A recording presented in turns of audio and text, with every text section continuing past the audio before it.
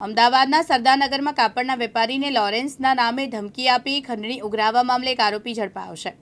વેપારી પાસેથી બે શખ્સોએ ભેગા મળી 1 લાખ રૂપિયાની ખંડણી ઉઘરાવી જે ગુનામાં સામેલ એક આરોપીની ધરપકડ કરી છે। રેલવે પોલીસ ઝોન 6 LCBએ આ કાર્યવાહી કરી છે।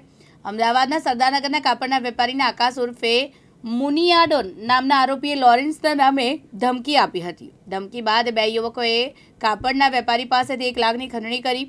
ખંડણી બાદ વેપારીએ ફરિયાદ નોંધાવી। ત્યારબાદ આણંદ રેલવે સ્ટેશન પાસેથી પોલીસ અને ઝોન 6 LCBએ આકાશ ઉર્ફે મુનિયાડોન નામના આરોપીની ધરપકડ કરી। આરોપી જેલમાં રહી લોરેન્સથી પ્રભાવિત થયો હતો। લોરેન્સના નામે ધમકી આપનાર આરોપી આકાશ અગાઉ જેલમાં હતો અને અન્ય આરોપી સાથે મુલાકાત થઈ હતી।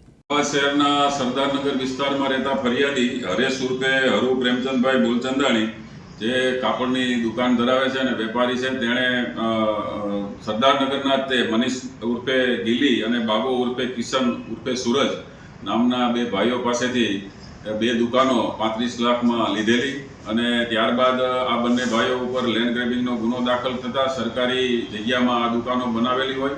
જે રકમ પરત મેળવવા માટે બાબા ઉર્ફે સૂરજ ઉર્ફે કિશન સાથે માથાકૂટ ચાલતી હોય અને એના કહેવાથી ફરિયાદી છે હરેશ ઉર્ફે હરુ પ્રેમચંદભાઈ મૂલચંદાણીને આકાશ હસમુખલાલ આડતિયા નામના ઈસમ દ્વારા ટેલિફોન ઉપર બિશ્નોઈના નામથી ધમકી આપી અને 1 લાખ રૂપિયા પડાવવાનો ગુનો દાખલ થયેલ છે। જે ગુનાના કામે મહેરબાન પોલીસ કમિશનર સાહેબ તરફથી આ તપાસ ઝોન 6 LCBને સોંપતા ઝોન 6 LCBના ઇન્ચાર્જ PSI તથા સ્ટાફ દ્વારા એને આણંદ ખાતેથી પશ્ચિમ રેલવે LCBના સંકલન કરી અને પકડી પાડવામાં આવેલ છે। પકડાયેલ આકાશ હસમુખલાલ આલતિયા એ વડોદરા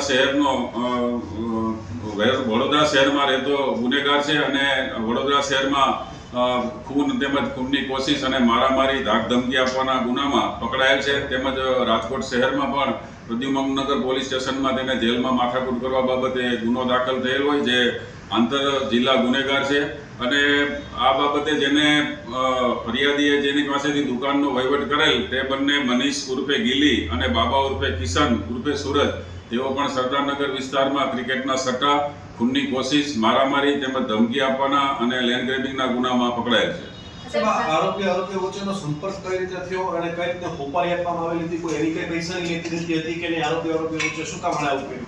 આરોપી આકાશ હસમુખલાલ આડતિયા સાબરમતી જેલમાં હોય અને બાબા ઉર્ફે સૂરજ એનો જે મિત્ર છે દિલીપ ઉર્ફે લાલો એ પણ સાબરમતી જેલમાં હોય। દિલીપ ઉર્ફે લાલા મારફતે આ બાબા ઉર્ફે કિશન ઉર્ફે સૂરજને આકાશ હસમુખલાલ આડતિયા સાથે મુલાકાત થયેલી અને કોઈ કામકાજ હોય તો જણાવેલ। આ જે ફરિયાદી સાથે પૈસાની બાબતે માથાકૂટ ચાલતી હોય અને એના કહેવાથી આ આકાશ આડતિયાએ ફરિયાદીને ધમકી આપેલાનું પ્રાથમિક તપાસમાં જણાવેલ છે। કોના નામથી ધમકી આપી હતી? પૈસા લીધા કે નહોતા લીધા?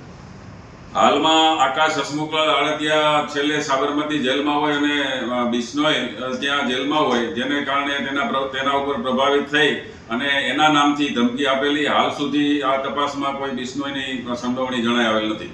પૈસા ખંડણી પેટે લીધા છે કે નથી? કેટલા લીધા?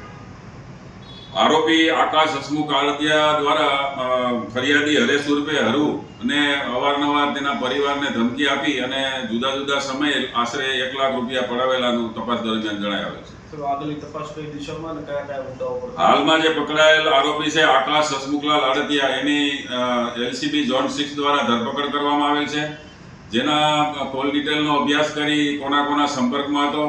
આ જે ગુનામાં મનીષ ઉર્ફે ગીલી અને બાબા ઉર્ફે કિશન એનો શું રોલ છે એ બાબતે તપાસ કરી અને તેઓ વિરુદ્ધ પણ કાર્યવાહી કરવામાં આવશે। ચિરાગ પાટડિયા, દિવ્યાંગ ન્યૂઝ, અમદાવાદ।